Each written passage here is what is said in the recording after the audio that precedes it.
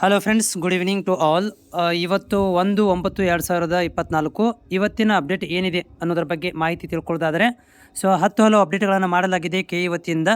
ಇಲ್ಲಿ ಇನ್ನೂ ಅಪ್ಡೇಟ್ ಆಗ್ತಾ ಇದೆ. ಇಲ್ಲಿ ನಾನು ನಿಮ್ಗೆ ತೋರಿಸ್ತಾ ಇದ್ದೀನಿ 9ನೇ ತಾರೀಕಿಗೆ ಏನೆಲ್ಲ ಅಪ್ಡೇಟ್ ಆಗಿದ್ರು ಅನ್ನೋದನ್ನು ಇಲ್ಲಿ ಏನು ಇಂಪಾರ್ಟೆನ್ಸ್ ಇವೆಂಟ್ ಒಳಗಡೆ ಕೊಟ್ಟಿರುವಂಥದ್ದು. ಇಲ್ಲಿ 1/9 ಅಂತ ಏನಿದೆಯಲ್ಲ ಅದು ಇವತ್ತು ಅಪ್ಡೇಟ್ ಆಗಿರುವಂಥದ್ದು. ಆಯುಷಿಗೆ ಸಂಬಂಧಿಸಿದಂತೆ ಅಪ್ಡೇಟ್ ಆಗಿದೆ. ಆಮೇಲೆ ಡೆಂಟಲ್ಗೆ, ಮೆಡಿಕಲ್ಗೆ ಮೊದಲನೇ ಸುತ್ತಿನ ಒಂದು ಸೀಟು ಹಂಚಿಕೆ ಪಟ್ಟಿಯಾಗಿದ್ದು, ನೀಟಿಗೆ ವೈದ್ಯಕೀಯ ಮತ್ತು ಅದರ ಒಂದು ಸಂಬಂಧಿಸಿದಂಥ ಆಗಿದೆ. ನೀಟಿಗೆ ಸಂಬಂಧಿಸಿದಂಥ ಜಾಸ್ತಿ ಅಪ್ಡೇಟ್ಗಳಾಗಿವೆ.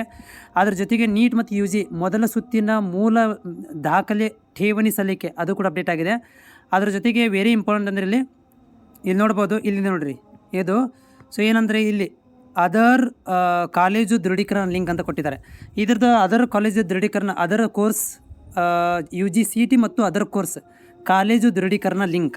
ಸೊ ಇಲ್ಲಿ ಏನಾಗುತ್ತೆ ಅಂದರೆ ಅಡ್ಮಿಷನ್ ಪಡ್ಕೊಂಡ ಮೇಲೆ ನೀವು ಅಡ್ಮಿಷನ್ ಆದಮೇಲೆ ನೀವೇನು ಮಾಡಬೇಕಾಗುತ್ತೆ ಅಂತಂದರೆ ಇಲ್ಲಿ ಕೆ.ಇಗೆ ಬಂದು ಅಡ್ಮಿಷನ್ ಆಗಿರೋ ಬಗ್ಗೆ did you admitted in the college ಅಂತ ಈ ಥರ ಬರುತ್ತೆ. ಅಂದರೆ ನೀವು ನಿಮಗೆ ಸಿಕ್ಕಿರುವಂಥ ಕಾಲೇಜಲ್ಲಿ ನೀವು ಸಂಬಂಧಪಟ್ಟಂಥ ಕಾಲೇಜಲ್ಲಿ ಹೋಗಿ ಅಡ್ಮಿಷನ್ ಆಗಿದೆಯೇ ಅಂತ ಕೇಳುತ್ತೆ. ಅದು ಎಸ್ ಅಂತ ಆಗಿಬಿಟ್ಟು ಎಸ್ ಅಂತ ಹೇಳಿ ಸಬ್ಮಿಟ್ ಮಾಡಿಬಿಟ್ರೆ ಇಟ್ ಮೀನ್ಸ್ ನೀವು ಕೆ.ಇದವ್ರಿಗೆ ರಿಪೋರ್ಟ್ ಮಾಡ್ದಂಗೆ.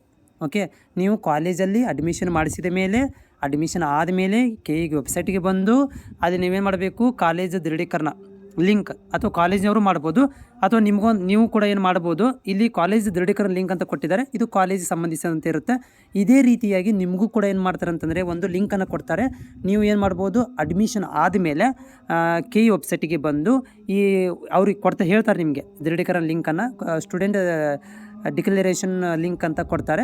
ಅಲ್ಲಿ ಬಂದು ನೀವೇನು ಮಾಡಬೇಕು, ನಿಮ್ಮ ಒಂದು ಅಪ್ಲಿಕೇಶನ್ ನಂಬರನ್ನು ಮತ್ತು CET ನಂಬರನ್ನು, ಪಾಸ್ವರ್ಡನ್ನು ಹಾಕಿ ಓಪನ್ ಮಾಡಿದಾಗ ಅಲ್ಲಿ ನಿಮ್ಗೆ ಬರುತ್ತೆ ನೀವು ಕಾಲೇಜಿಂದ ಅಡ್ಮಿಷನ್ ಆಗಿದೆಯಾ ಅಂತ ಬರುತ್ತೆ. ಎಸ್ ಆರ್ ನೋ ಅಂತ ಇರುತ್ತೆ. ನೋ ಅಂತ ಸಬ್ಮಿಟ್ ಮಾಡ್ಬೋದು, ಎಸ್ ಅಂತ ಮಾಡಬೇಕು. ಆ್ಯಕ್ಚುಲಿ ಎಸ್ ಅಂತಿದ್ರೆ ಎಸ್ ಅಂತ ಮಾಡಿ ನೀವು ಸಬ್ಮಿಟ್ ಮಾಡಿಬಿಟ್ರೆ ನಿಮ್ಮ ಕತೆ ಮುಗೀತು. ಓಕೆ, ಅಂದರೆ ನೀವು ಕೆ.ಇದಿಂದ ಹೊರಗಡೆ ಬಂದಂಗೆ.